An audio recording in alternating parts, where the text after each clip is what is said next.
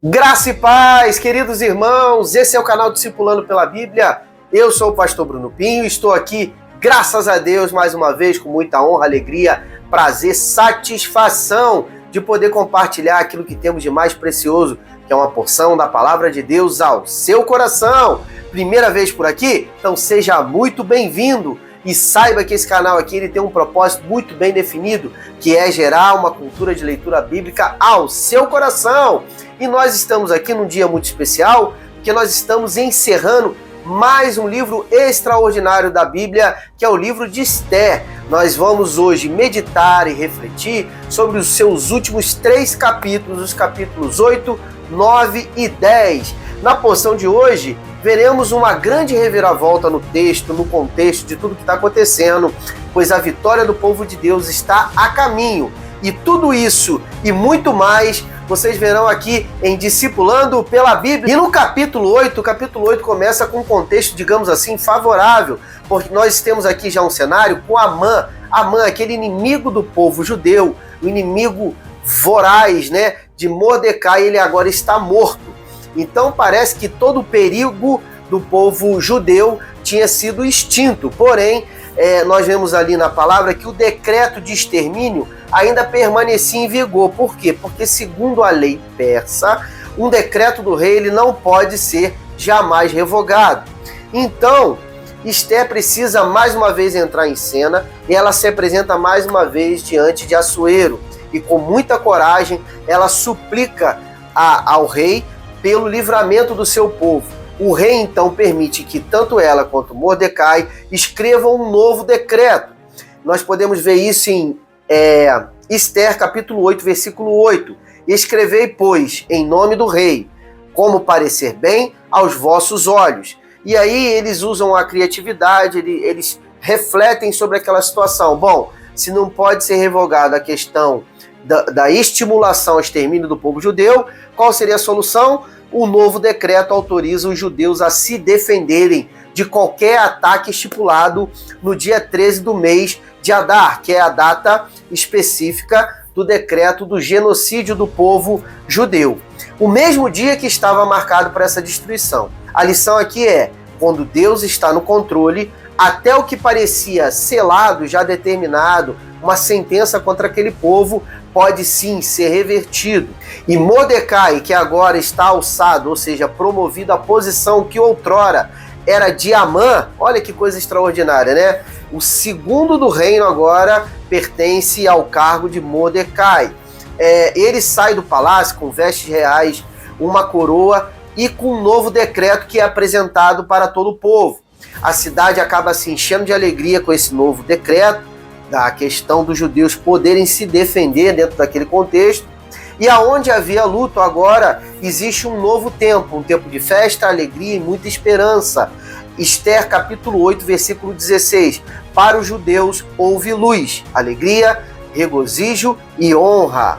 E já no capítulo 9 nós vemos aqui a chegada do ápice, do clímax dessa história. Por quê? Porque chegou o dia que seria o dia do edito da destruição do povo, mas acaba se tornando aquele dia num dia de grande livramento. Esther capítulo 9, versículo 1. No dia em que os inimigos dos judeus esperavam destruí-los, sucedeu exatamente o contrário. Então, queridos, com o apoio do novo decreto e o favor das autoridades, os judeus acabam derrotando todos os seus inimigos e todos os seus adversários. Somente em Suzã, ali o local da capital, ali onde estava o rei Mordecai, 500 adversários dos judeus são mortos, incluindo aí os 10 filhos de Amã, o adversário de Mordecai. Esther então pede ao rei que seja permitido um segundo dia de defesa, nós estamos falando do dia 13, em Suzã, e o rei acaba concedendo à rainha Esther. Então sai um novo edito, onde os judeus permaneceriam nesse lugar de defesa, de cuidado do seu povo, e ao todo nesse segundo dia, 800 inimigos são mortos. E por todas as outras demais províncias do reino persa, os judeus acabam se defendendo e acabam saindo vitoriosos. Eles acabam prevalecendo contra o povo, contra os outros povos, Um detalhe importante aqui, Os judeus não tomaram nenhum despojo dos seus inimigos que acabaram sendo derrotados, né? Eles lutaram apenas pela sua sobrevivência e não por algum tipo de recompensa, digamos assim.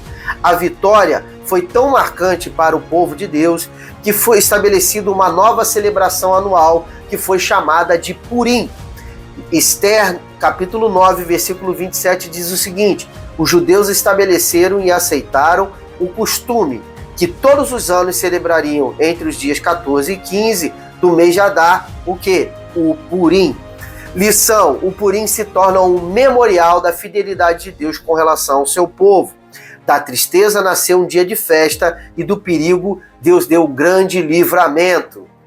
E dando continuidade ao capítulo 9, já chegando ao final, nós vemos a rainha Esther muito bem consolidada e estabelecida sobre o reino da Pérsia. E vemos também a ascensão de Mordecai como segundo do trono da Pérsia ali. Então era um homem importante. Então Deus colocou esses dois judeus, né, esses dois da linhagem do povo de Deus, sobre o governo do maior império daquele momento sobre a face da terra. Isso é incrível. Eles acabam registrando oficialmente todos esses acontecimentos e também acabam editando a questão do memorial, do dia do Purim, para que o povo sempre possa celebrar e lembrar dos livramentos que o Senhor deu. E agora, já chegando no capítulo 10, o livro de Esther se encerra exaltando a figura de Mordecai.